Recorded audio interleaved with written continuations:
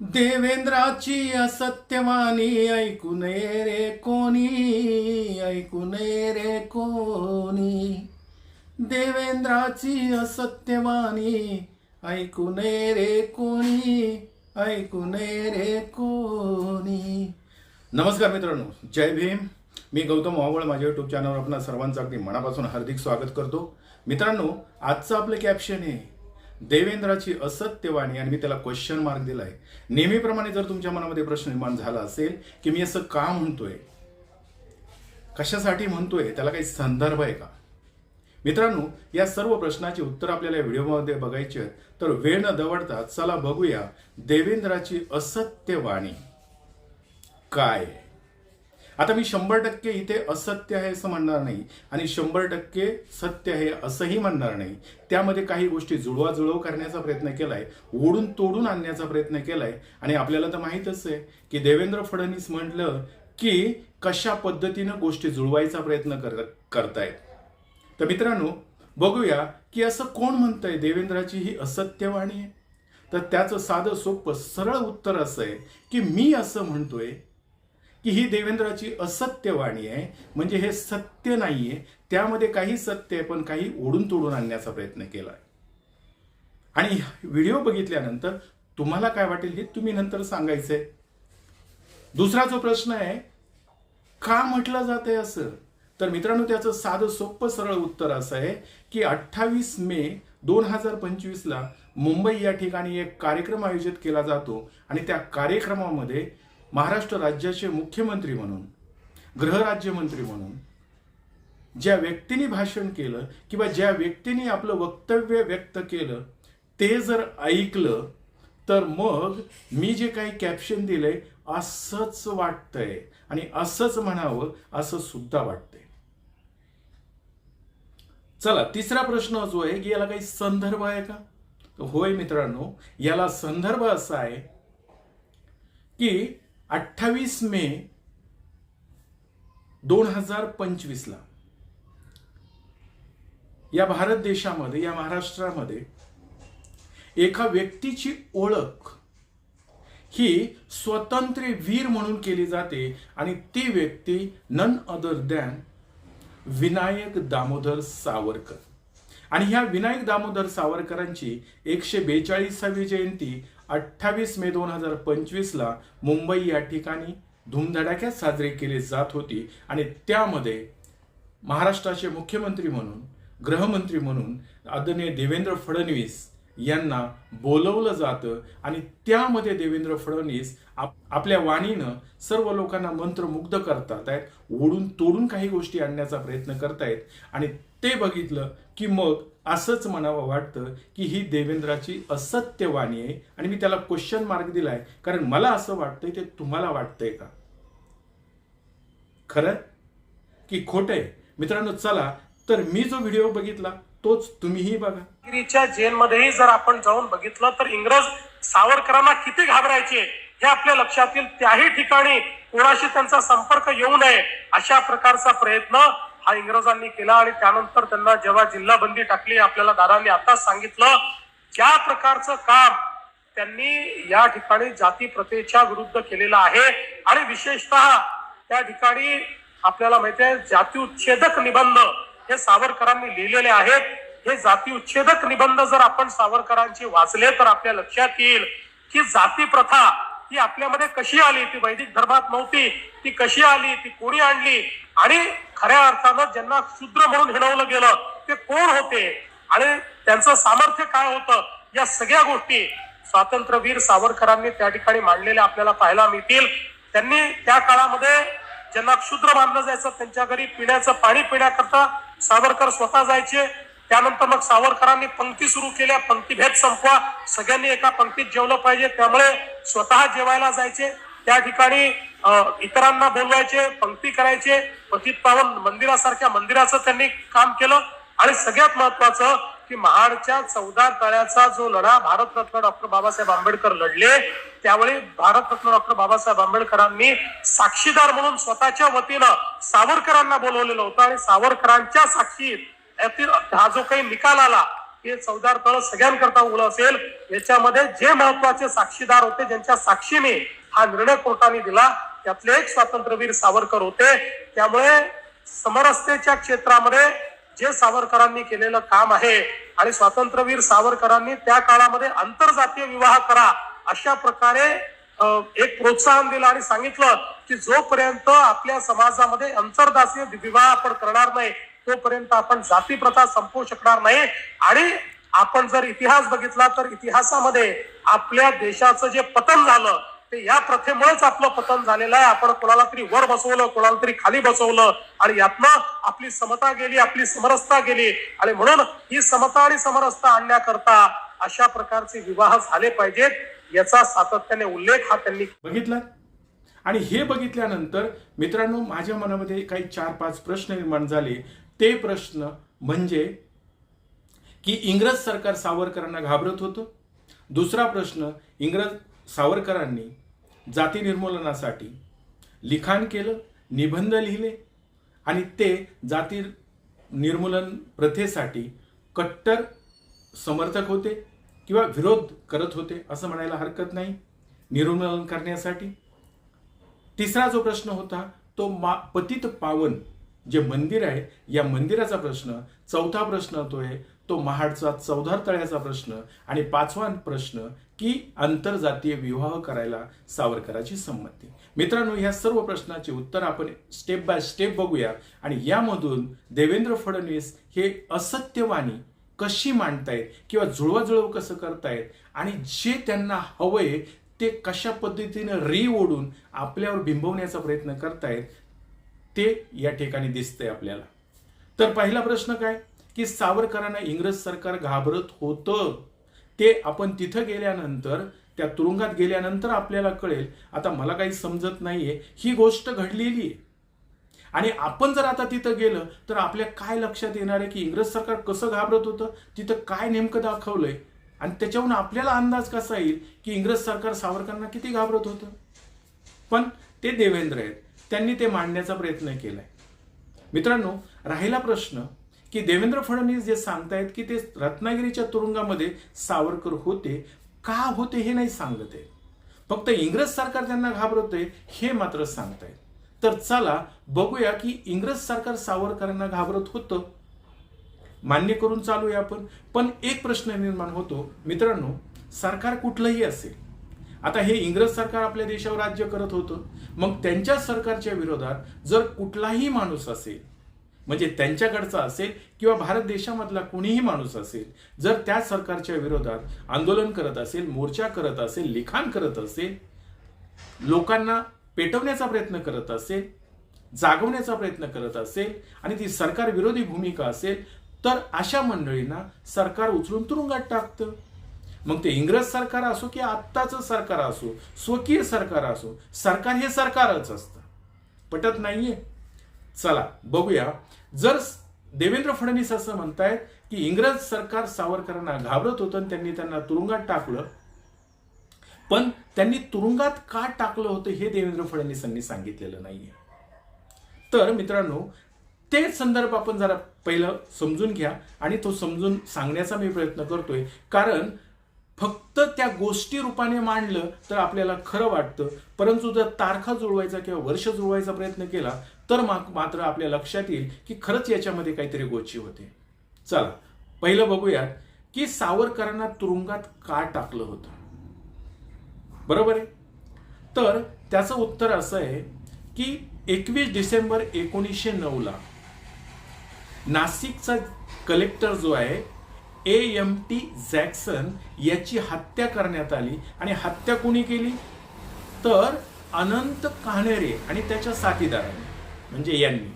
ही हत्या केल्यानंतर ज्या पिस्तुलानी ही हत्या झाली ते पिस्तूल हे सावरकरांनी जे काही इकडे पाठवलं होतं त्यामुळे ही हत्या झाली असं निदर्शनास आलं. आणि म्हणून सावरकरांना इंग्लंडवरून भारतात आणलं जात होतं आणि ते फ्रेंच मार्गे मार्सेलसच्या बंदरावर सांगितलं जाते ना, ने मज ने मातृभूमीला सागरा प्राण तळमळला, सावरकरांनी जी उडी मारली वगैरे तो जो प्रसंग आहे तो हा प्रसंग आहे. आणि मग आणत असताना सावरकरांनी त्या फ्रेंच किनाऱ्यावर जे मार्सेलेस बंदर आहे इथून जो काही पोलिसांच्या हातातून सुटून पळाले तो प्रयत्न केला, ती एक घटना. आणि त्यानंतर सावरकर जे इंग्रज सरकारच्या विरोधात लिखाण करत होते ती एक घटना. 3 घटना कुठल्या कुठल्या आहेत? पहिली घटना जॅक्सनचा खून, त्यामध्ये सावरकरांनी पाठवलेल्या पिस्तुलानेच खून झालाय किंवा त्याची हत्या झाली. एक घटना, यासाठी इंग्रज सरकारने त्यांना 25 वर्षाची शिक्षा दिली. दुसरी शिक्षा कशासाठी?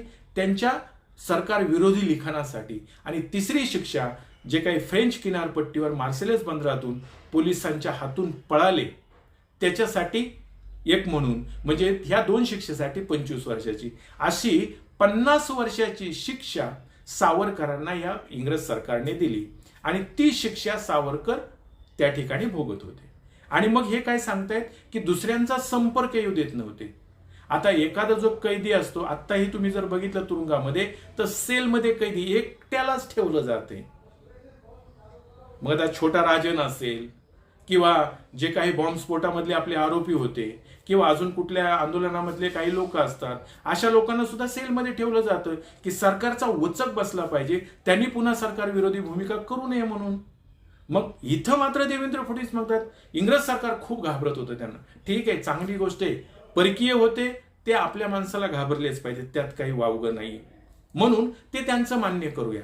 पण ही जी काही मधली गोष्ट आहे ती सांगत नाहीये आणि ती सांगितली पाहिजे ना. आणि म्हणून सावरकरांना 21 डिसेंबर 1909 त्या खुनाच्या आरोपाखाली खून झालेला तो पकडलं आणि 13 मार्च 1910 सावरकरांना तुरुंगामध्ये टाकलं. ती 50 वर्षाची शिक्षा. इथपर्यंत ठीक आहे. आता मला साधी गोष्ट सांगा, सरकार इंग्रज सरकार आहे म्हणून आपण ते अगदी री ओढून सांगायचं, पण सरकार कुठलंही असेल, आता आपलं सरकार आहे, देश 1947 स्वतंत्र झालाय, पण आपलं सरकार असेल, आपलीच माणसं आहेत, त्यांच्या मागण्या पूर्ण होत नसतील, त्यांच्या काही मागण्या असतील आणि ते जर सरकार पूर्ण करत नसेल तर आपल्याच लोकांनी आंदोलन केलं, मोर्चे काढले, तर त्यावर हे सरकार सुद्धा केसेस भरतं, त्यांना तुरुंगात टाकतं. मग आपण असं म्हणायचं का की हे सरकार या लोकांना घाबरते, की सरकारला ते करायचं नाहीये, आमच्या विरोधात तुम्ही करू नका, मग तुम्ही स्वकीय का परकीय हे बघत नाहीये, सरकार ते सरकार असतं. खोटं वाटतंय? चला उदाहरण म्हणून बघूया. शेतकऱ्यांच्या मागण्यासाठी ह्याच भारतीय जनता पार्टीच्या सरकारमध्ये मागण्या मान्य होत नाहीयेत म्हणून शेतकऱ्यांनी दिल्लीकडे कूच केली. त्यावेळेस याच सरकारने काय केले? रस्त्यामध्ये खिळे टाकले,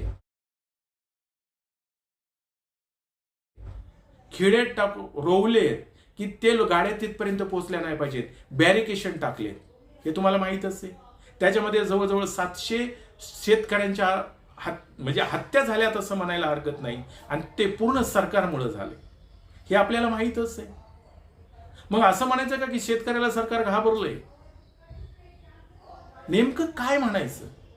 दुसरा एक मुद्दा, साधं आपल्या देशातले विद्यार्थी, देश आपला, सरकार आपलं, मागण्या आपणच करतोय. जर विद्यार्थी मागण्या करत असतील आणि सरकार त्या जर ऐकूनच घेत नसेल तर सरकार त्यावर कशा पद्धतीने जबरदस्ती करते बघा. बघितलं? म्हणजे सरकार आपलं आहे, मागण्या करणारी लोकही आपली, तरी त्यांच्यावर लाठीचार्ज करते, त्यांच्यावर पोलीस दबाव आणताय, लाठीचार्ज करते. याला काय म्हणणार आता आपण? विद्यार्थ्यांना सरकार घाबरते? नेमकं काय म्हणणार? एवढंच की काय मित्रांनो, परंतु सरकार कोणतंही असेल, स्वदेशी असेल, परदेशी असेल किंवा सत्ताधारी असेल किंवा विरोधक उद्या जर सरकारमध्ये आला तरी तो त्या सरकारच्या विरोधात जर कोणी बोलायला लागलं, त्या सरकारला जर योग्य वाटत नसेल तर ते त्यांच्यावर केसेस भरतातच आहेत. पुढचं उदाहरण देतो. आनंद तेलतुंबडे हे एक लेखक आहे, वैचारिक ₹200 सरकार विरोधी विचारधारा ते मांडतायत म्हणून सरकारने त्यांना तुरुंगामध्ये टाकलंय, की सरकारच्या विरोधात बोललंय म्हणून. आता तुम्ही म्हणाल फक्त मग बीजेपीचं सरकार असं करतंय का? मी अजिबात असं म्हणणार नाहीये. सरकार कुठलंही असेल, बिगर बीजेपी असेल किंवा बीजेपी असेल, त्यांच्या सरकारच्या विरोधात जर कुणी आवाज करत असेल तर ते पोलीस बळाचा वापर करणारच आहे. मग आपण असं म्हणायचं का की सरकार आपलं असूनही आपल्याच माणसावर अन्याय करते? त्यांच्या सत्ते ज्यावेळेस ते सत्तेमध्ये असतं त्यावेळेस त्यांच्या समोर कोणीही असो हा तो त्या सरकारच्या विरोधी भूमिका घेत असेल तर मग त्यावर ते कारवाई करून त्यांना उचलून ते तुरुंगात टाकतातच. पुढचं उदाहरण बिगर बीजेपी सरकारचं. आर पाटील ज्यावेळेस गृहमंत्री होते त्यावेळेस त्यांनी शीतल साठे आणि सचिन माळी हे विद्रोही कला मंचाचे लोक आहेत. ही मंडळी काय काम करतायत? आता विद्रोही म्हणजे काय तर सरकार ज्या योजना आणतं त्या जर गरीब लोकांना, सर्वसामान्य लोकांना जर बोचऱ्या वाटत असतील किंवा त्यावर अन्याय अत्याचार होत असेल तर तो सरकारपर्यंत पोहोचवण्यासाठी गाण्याच्या रूपातून विद्रोही जलसा मांडतात. ते जर सरकारला वाटत असेल की आपलं पितळ उघडे करतायत ही लोक, मग असं समजून आर पाटलांनी तर सचिन माळीला आणि शीतल साठेला तुरुंगात टाकलं होतं. आता तुम्ही यांना काय म्हणणार की या लोकांना सरकार घाबरत होतं असं म्हणणार? त्यांची भेट होऊ देत नव्हतं असं म्हणणार? सरकारच्या विरोधी भूमिका म्हणून ते असं करतायत, एवढं लक्षात घ्या. पण देवेंद्र फडणवीसांना जे मांडायचे ते मांडणारच आहेत, त्यात काही वाद नाही. दुसरा प्रश्न, जाती निर्मूलनासाठी किंवा जाती भेद संपला पाहिजे यासाठी सावरकरांचं मोठं लिखाण. अगदी बरोबर आहे, सहमत आहे मी यासाठी. सावरकरांची मोठी लिस्ट आहे लिखाणाची. साहित्यिक आहेत, विस्फोटक लिहित आहेत, विचारधारा त्यांची स्फोटक आहे. त्यामुळे इंग्रज सरकार सुद्धा घाबरत होतं की लोकांमध्ये जर हा प्रचार झाला तर आपल्या सरकारला बाधा येणार आहे, त्यात काही वादच नाहीये. परंतु ही जी काही विचारधारा आहे हीच विचारधारा जर जाती निर्मूलनासाठी असेल, त्यांनी लिखाण केलं असेल, ते लिखाणही मान्य करू, पण ते लोकांमध्ये पोहोचलं नाही किंवा त्याचं इम्प्लिमेंटेशन लोकांमध्ये झालं नाही असं मला म्हणायचंय. त्यांचे विचार मांडणे आहेत, ते विचार त्यांनी मांडलेले सुद्धा आहेत, निबंध सुद्धा लिहिलेले. मित्रांनो, याच्यावरून सावरकरावर त्यांच्या लिखाणाबद्दल आक्षेप नाही, पण त्यांची जी इम्प्लिमेंटेशनची भूमिका होती ती होणं गरजेचं होतं, पण ती तशी पूर्ण इम्प्लिमेंटेशन झालेलं दिसत नाहीये. आता पुढचा एक प्रश्न जो आहे की तो पतित पावन मंदिराचा प्रश्न आहे. आता मित्रांनो, हे पतित पावन मंदिर काय आहे तर पतित पावन याचा अर्थ जी माणसं सवर्ण समाजाने ज्यांना बहिष्कृत केले किंवा समाजाच्या गावाच्या कुसाबाहेर काढले अशी माणसं ही पतित आहेत, हतबल आहेत. आणि मग अशा लोकांना जर ही लोक सवर्ण मंडळी जर मंदिरात येऊ देत नसतील तर त्यांच्यासाठी मंदिराची सेपरेट स्थापना करणं आणि त्या मंदिराला सावरकरांनी पतित पावन असं नाव दिलं असं म्हटलं जातं.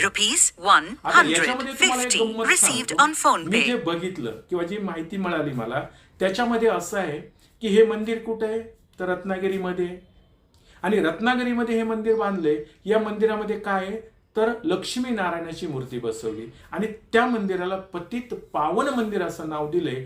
कोणाच्या सांगण्यावरून दिलंय तर सावरकरांच्या सांगण्यावरून दिले. कोणी दिले तर भागोजी शेठ कीर या माणसाने. आता हे भागोजी शेठ कीर कोण तर ही मंडळी जी आहेत ती ही भंडारी या समाजातली आहे. त्यांना सुद्धा मंदिरात ही ब्राह्मण मंडळी कर्मठ ब्राह्मण येऊ देत नव्हती, म्हणून त्यांनी स्वतःच्या खर्चाने शिव म्हणजे शंकराचं मंदिर बांधलं आणि ते पूजा अर्चा करत होते. पण सावरकरांची यांची भेट झाल्यानंतर त्यांनी असं त्यांना सांगितलं की तुमच्याकडे पैसा आहे तर तुम्ही ब्राह्मण समाज जर या अस्पृश्य लोकांना या मंदिरामध्ये दर्शन देत नसेल तर त्यांच्यासाठी सेपरेट मंदिर बांधा.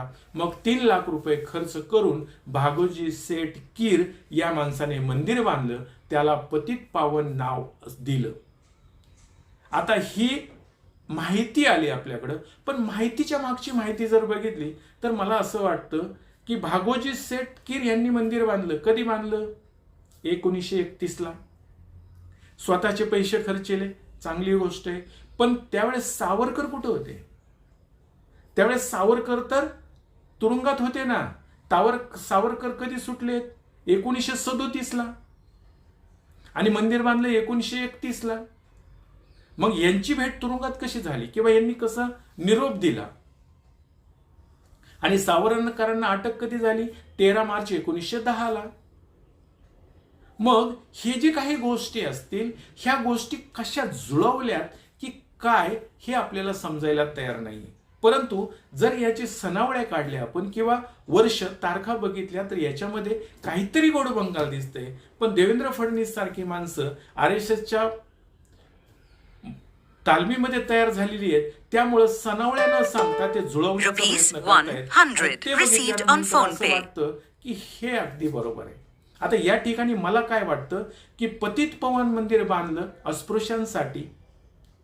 आता ती भावना वेगळी असेल, पण मला तरी असं वाटतंय की सावरकर जर अस्पृश्यांच्यासाठी, अस्पृश्यता निर्मूलन करण्यासाठी जर काम करत असतील, तर सावरकरांनी हा जातीभेद संपवायचा असेल तर सावरकरांनी मंदिर सेपरेट बांधून द्या किंवा कुणीतरी बांधून दिलं त्यांच्या सांगण्यानुसार, तेही योग्य आहे. पण तसं न करता सावरकरांनी या मंडळीला सांगायला पाहिजे होतं की मंदिराची गरजच नाहीये किंवा ते जाऊ देत नाहीयेत, तर त्याच मंदिरात जाण्याचा हट्ट धरायला पाहिजे होता. आणि सावरकर जर हिंदुत्ववादी आहेत, सावरकर जर स्वातंत्र्यवीर आहेत, तर त्यांनी त्याच मंदिरासाठी हट्ट धरून ती जी काही ब्राह्मणशाही होती तिथली हटवायला पाहिजे होती आणि लोकांना तिथे प्रवेश द्यायलाच पाहिजे होता. की जसा बाबासाहेबांनी 2 मार्च 1930ला काळाराम मंदिराचा सत्याग्रह केला. बाबासाहेब म्हणाले नाहीत की मी दुसरं मंदिर बांधतो आणि तुम्ही तिथं जाऊन दर्शन घेत बसा. म्हणजे हिंदू रूढी परंपरा चालवायची नाही. मग जातीभेद किंवा जाती अस्पृश्यता निर्मूलन कसं केलं म्हणायचं. आणि त्याच्यामध्ये जर बघितलं तर त्यांचे लिखाण मान्य आहे ना, पण ते इम्प्लिमेंटेशन खाली कुठे केलंय किंवा तो लढा ताबाबरोबर त्यांनी कुठे दिलाय तसा. आणि म्हणून मला असं वाटतं सावरकरांचे लिखाण म्हणा, विचार म्हणा, मान्य करूया ना आपण, पण त्यासाठी ठोस भूमिका कुठे दिसत नाहीये. आणि पतित पावन हे मंदिर आहे, ती मंदिराची ही अशी कथा आहे.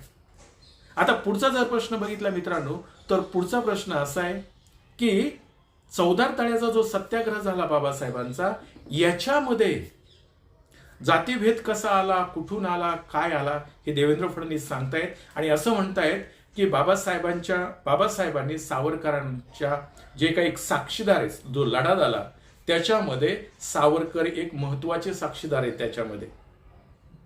आता हे जर ऐकलं तर मग कानाला गोड वाटतं, अरे सावरकर आणि बाबासाहेब आंबेडकरांची विचारधारा एक होती. मग म्हणजे बाबासाहेबांनी जो काही लढा दिला, मग त्यावेळेस सावरकर तिथं होते का, हा प्रश्न यायला पाहिजे ना मनामध्ये. कारण महाडचा सत्याग्रह कधी झालाय? 20 मार्च 1927ला. त्यावेळेस सावरकर तुरुंगामध्ये आहेत. आणि सावरकर तुरुंगात असताना त्यामधले एक साक्षीदार कसे होऊ शकतात सावरकर? पण ह्यामध्ये देवेंद्र फडणवीस सांगतायत त्यामधले एक प्रमुख साक्षीदार आहेत आणि त्यामध्ये जुळवण्याचा प्रयत्न करतायत. लोकांना असं सहज वाटतंय की मग बाबासाहेबांनी जो सत्याग्रह केला, सावरकरांसारख्या माणसांनी सुद्धा त्यांना साथ दिलेली आहे. पण मित्रांनो, ही लिस्ट बघा.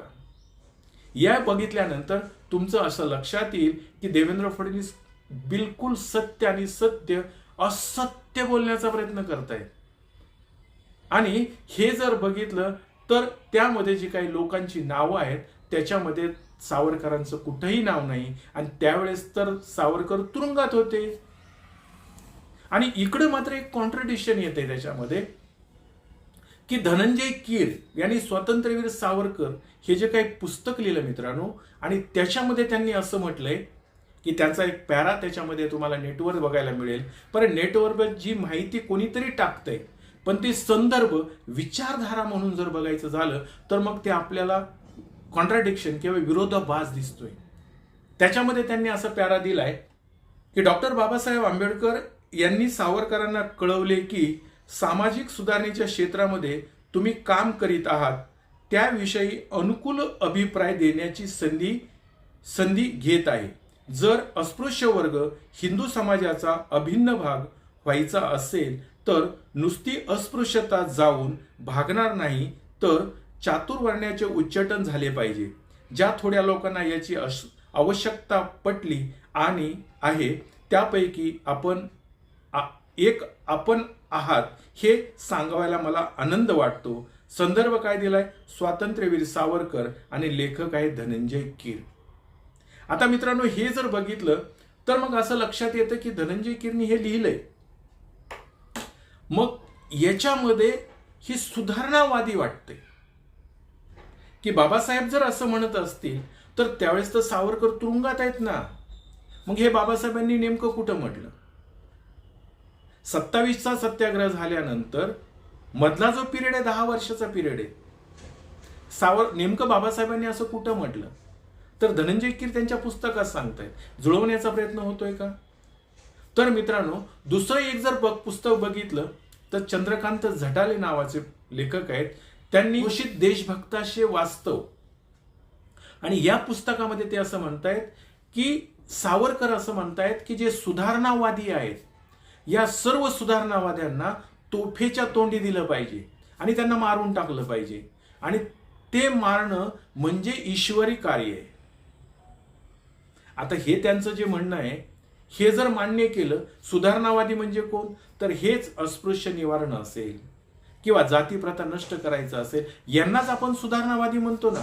आणि सावरकर मग यांना जर सुधारणावादी लोकांना असं मारण्याची भाषा करत असतील तर मग त्याला काय म्हणायचं?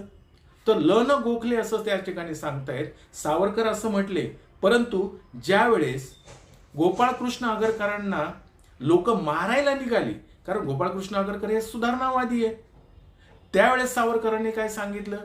ते स्वकीय आहेत, त्याच्यामुळे त्यांच्याकडे कानाडोळा करावा. ही कुठली पद्धत आहे? म्हणजे सुधारणावाद्यांना तुफेच्या तोंडी द्या, मारा, पण ते जर आपले असतील तर मग मात्र त्यांना मारू नका, त्यांच्याकडे कानाडोळा करा. आणि गांधी असतील तर मग त्यांना मारलं तरी चालेल. आणि मग इथे ह्या दोन गोष्टी जर समोरासमोर घेतल्या तर मग बाबासाहेबांना कधी म्हटले असतील किंवा हे त्यांचं फक्त लिखाण असेल तर हे कॉन्ट्राडिक्ट होतंय मित्रांनो, विरोधाभास निर्माण होते. लिहिणं आणि इम्प्लिमेंटेशन करणं किंवा त्या पद्धतीची विचारधारा रुजवणं यात खूप मोठा फरक आहे. आणि मग इथं थोडंसं गडबड झाल्यासारखी वाटते. आणि चौदार तळ्याच्या सत्याग्रहामध्ये सावरकर कधी तिथं आले? सावरकर आलेलेच नाहीये. पण इथे देवेंद्र फडणवीस मात्र ते जुळवून आणण्याचा प्रयत्न करतायत. आणि मग ते जर बघितलं तर मग मित्रांनो असं वाटतंय देवेंद्राची ही असत्य वाणी आहे, जुळवाजुळव करण्याचा प्रयत्न आहे. आणि विचारधारा जी आहे, बाबासाहेबांची विचारधारा आणि सावरकरांची विचारधारा एकत्र आणून, दोन्ही माणसं एकत्र आणून, म्हणजे सावरकर सुद्धा बाबासाहेबांच्या कार्याला समर्थन देत होते, 100% समर्थन देत होते. उद्या ही मंडळी म्हणायला घाबरणार नाहीये. परंतु असं जर वेगवेगळं जर आपल्याकडे लिखाण असेल आणि ते जर बघितलं तर मग ते कॉन्ट्राडिक्ट होतंय, विरोधाभास निर्माण होते असं दिसतंय. आणि त्यामुळं मग देवेंद्र फडणवीस जे काही सांगण्याचा प्रयत्न करतायत ते इथं कुठंतरी गडबड असल्यासारखे दिसतंय. आता दुसरी महत्वाची गोष्ट की जाती भेद किंवा विवाह, आंतरजातीय विवाहाला सावरकरांची संमती होती किंवा ते त्याचे समर्थक होते असं म्हटलं जाते. तर ठीक आहे ना की सावरकरांचे जे केले लिखाण आहे, सावरकरांचं असं म्हणणं आहे की आपला देश जो काही पाठीमागे गेलाय हा या जातीय प्रथेमुळं किंवा हे काही जातीयवाद, धर्म आहे वेगवेगळे, याच्यामुळे आपला देश मागे गेलाय. आणि सावरकर त्या ठिकाणी असंही सांगतायत की यासाठी जे काही वेगवेगळ्या गोष्टी आहेत त्यातली ही रोटी बेटी व्यवस्था, म्हणजे आपल्याकडे नाही काय एका एका समाजामध्ये एका एका जातीमध्ये विवाह केले जातात या गोष्टी. पण त्याच्यामध्ये ते सुद्धा असं पुढे म्हणतायत की मी तुम्हाला बाजूला दाखवतोय की हे जे काही प्रथा आहे, म्हणजे ब्राह्मण असेल, मराठा असेल, यांनी आपले मुलं मुली किंवा वधूवर आपल्यात मध्येच देतात, तर ती मांग महारांना देणं याचा अर्थ असा नाहीये. म्हणजे ऑर्डरला देणं म्हणजे मांग महारांना देणं असं नाहीये. तर त्याच्यामध्ये सुद्धा ते बघितलं पाहिजे की त्यांच्या पुढच्या पिढ्यांना त्याचा काही प्रॉब्लेम येणार नाहीये. ते सुसंगत असेल किंवा ते जर त्यांना योग्य वाटत असेल तर त्यांनी ते करायला हरकत नाहीये. म्हणजे काय की आपण आता नाही का एका जातीमधल्या वधूवर असेल तर तो जर त्या घराण्याशी मिळता जुळता असेल तर आपण करतो ना. पण यांचं असं म्हणणं आहे की ते सुद्धा जातीच्या बाहेर जाऊन जर करायचं असेल तर तेही मिळतं जुळतं असलं पाहिजे. परंतु ते कशामध्ये? फक्त हिंदू धर्मामध्येच. आणि त्यासाठी त्या घराण्याला मग वर असेल वधू असेल त्याला योग्य असेल तरच. आता ते पुढे असंही म्हणतायत की जे काही हिंदू धर्म सोडून जे लोक आहेत, मग मुस्लिम असेल, ख्रिश्चन असेल, पारसी असेल, या लोकांना जर असं करायचं असेल तर त्यांनी पहिले हिंदू झालं पाहिजे. म्हणजे हिंदुत्व किंवा हिंदू ही विचारधारा त्यांनी मान्य केली. आणि ती लोक जर त्यांचं धर्म सोडून इकडे जर येत असतील तर त्यांना मग हिंदूमध्ये घेतलं पाहिजे. म्हणजे त्यांचे धर्म सोडायला पाहिजेत पण हिंदू धर्म सोडायचा नाही. त्यांनी सोडल्यानंतर आपण हिंदू सोडून मानवता धर्मामध्ये येऊया. म्हणजे इथेही जर तर आहे. सावरकर असं म्हणत नाहीयेत आपण हिंदू धर्म बाजूला काढू. आपण जर बाजूला काढला तर बाकीचे लोक आपल्यामध्ये येत असतील तर त्यांनाही आपण सहभागी करून घेऊ. जो अस्पृश्य समाज आहे त्याला सुद्धा आपण सहभागी करून घेऊ आणि एकत्र मानवता धर्म करू. असं न म्हणता दुसरे धर्म जर असं करत असतील की त्यांचा धर्म सोडत असतील आणि मानवता म्हणून एकत्र येत असतील तर मग आपण करूया, जर तर करूया. याचा अर्थ काय होतो की त्यांनी पहिलं सोडलं पाहिजे. आणि मित्रांनो, जर तरला अर्थ नसतो. कोणती एखादी भूमिका जर मांडायची असेल तर आपण स्पष्टपणे आपली भूमिका मांडली पाहिजे की येस असंच करायला पाहिजे.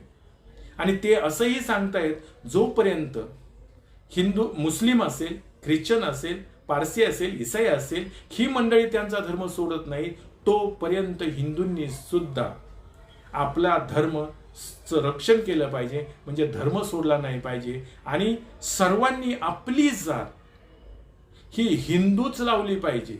आणि बाकीचे जे काही जाती आहेत ना त्यामध्ये हे त्यांनी त्यांचे व्यवसाय समजले पाहिजे. असे वेगवेगळे विचार सावरकरांनी मांडलेले आहेत. आणि ते काही थोड्याफार प्रमाणामध्ये समाजासाठी विमुख आहेत.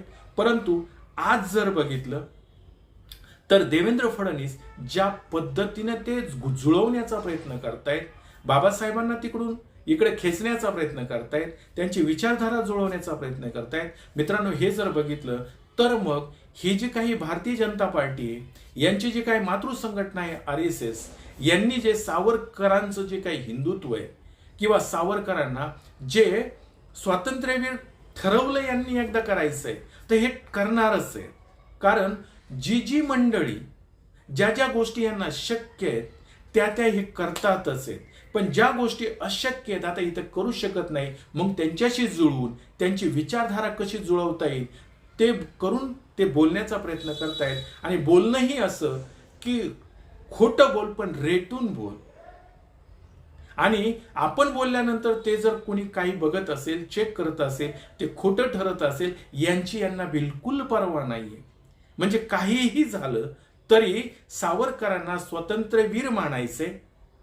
मग त्यांच्यावर आरोप असतील, त्यांनी खरं त्याच्यामध्ये सहभाग असेल नसेल, परंतु या भारत देशामध्ये तरी सावरकरांना एक विचारधारा मानते की ते स्वातंत्र्यवीर आहेत, तर दुसरी विचारधारा मानते की ते आरोप आहेत त्यांच्यावर, त्यामुळे ते स्वातंत्र्यवीर होऊ शकत नाहीत. कारण इंग्रज सरकारची त्यांनी खूप वेळा माफी मागितलेली आहे आणि माफी मागूनच ते बाहेर आलेले आहेत. परंतु भारतीय जनता पार्टीने जर त्यांना स्वातंत्र्यवीर म्हणायचं ठरवलंय तर ते त्यांना म्हणणारच आहे.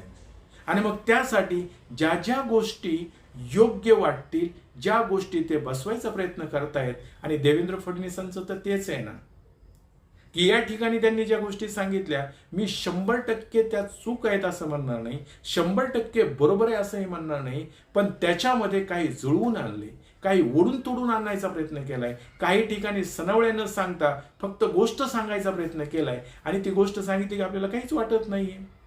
पण ज्यावेळेस आपण त्यांचे वर्ष बघू, त्यांच्या तारखा बघू की त्यांना आतमध्ये का टाकलं होतं, त्यावेळेस बाबासाहेबांची चळवळ चालू होती, त्यावेळेस तुरुंगामध्ये सावरकर होते. आणि मग हे असं कसं शक्य आहे की सावरकर आता असताना सुद्धा ते एक साक्षीदार महत्वाचे होते? हे देवेंद्र फडणवीस सांगतायत हे 100% खोटं वाटतंय. आता तुम्हाला काय वाटतंय? मी तर या तारखावरून असं बोलतोय, कारण मीही त्यावेळेस त्या ठिकाणी नव्हतो किंवा मित्रांनो तुम्हीही नसाल, परंतु जी माहिती आपल्या समोर येते किंवा जी मंडळी आज आपण देवेंद्र फडणवीस महाराष्ट्राचे मुख्यमंत्री आहेत, गृहमंत्री आहेत, त्यांनी जे काय मांडायचंय सत्य, मला असं वाटतं की जो इतिहास आहे तो सत्य मांडण्याचा प्रयत्न केला पाहिजे. जे आहे ते मांडू द्या, जी विचारधारा आहे ती मांडू द्या, लोक त्यावर विचार करतील, त्यावर काय स्वीकारायचं ते ठरवतील, परंतु आम्हाला जे वाटतं ते आम्ही म्हणणार आणि तेच सांगणार. ही देवेंद्र फडणवीसांची जी काही री ओढण्याची पद्धत आहे ती बघितली तर मग मित्रांनो असं वाटतं ही असत्यवाणीच आहे. आणि ठीक आहे, आता हा तर इतिहास होता. 142वी जयंती आपण साजरी करतोय सावरकरांची, हा तर इतिहास आहे मागचा. पण देवेंद्र फडणवीस त्यांच्या आता लाईव्ह याच्यामध्ये म्हणजे 2014 पासून जे त्यांनी जे काही वक्तव्य केलेत किंवा त्यांचं जे कार्यपद्धती बघितली तर प्रत्येक ठिकाणी ते खोटं बोलतायत असं दिसतंय. खोटं वाटतंय? चला एक एक उदाहरण बघूया म्हणजे तुमच्या लक्षात येईल की देवेंद्र फडणवीस अजितदादाबद्दल काय बोलत होते.